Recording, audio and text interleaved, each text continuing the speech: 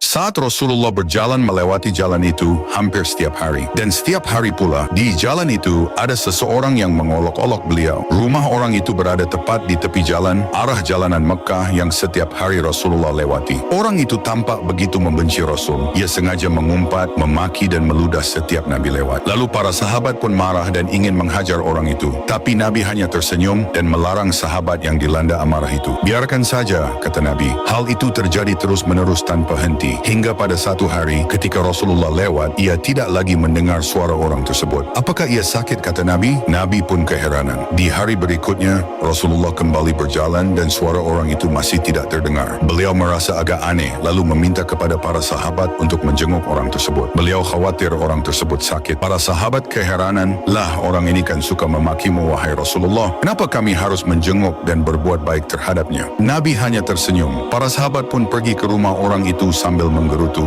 Ternyata orang itu memang sakit. Rasulullah pun menjenguk orang yang tiap hari menghina itu. Beliau masuk rumah orang itu dan langsung melihat sesosok tubuh terbaring tak berdaya. Dipegangnya tangan orang itu dengan tulus dan didoakan. Orang itu pun bangun dan terkejut. Ternyata sosok yang kerap ia hina dan ia maki selama ini sudah berada di depannya. Duduk dan memegang tangannya dengan penuh kasih sayang. Tampak tiada dendam sedikit pun. Lalu orang tersebut menangis lalu berusaha untuk sujud di kaki Rasul tapi ditahan. Orang itu lalu berkata, "Ya Muhammad, aku telah menghinamu, membencimu dengan segenap hatiku, tapi kau berlaku begini kepadaku. Sedangkan orang-orang terdekatku saja tak ada satu pun yang menjengukku, tapi engkau, ia pun sesenggukan." Rasulullah merangkul orang itu dan mendoakannya kembali. Sungguh mulia hatimu. Hari ini aku bersaksi bahwa tiada Tuhan selain Allah dan engkau Muhammad adalah utusannya. Tuturnya seraya memegang tangan Rasul begitu erat, begitu dekat.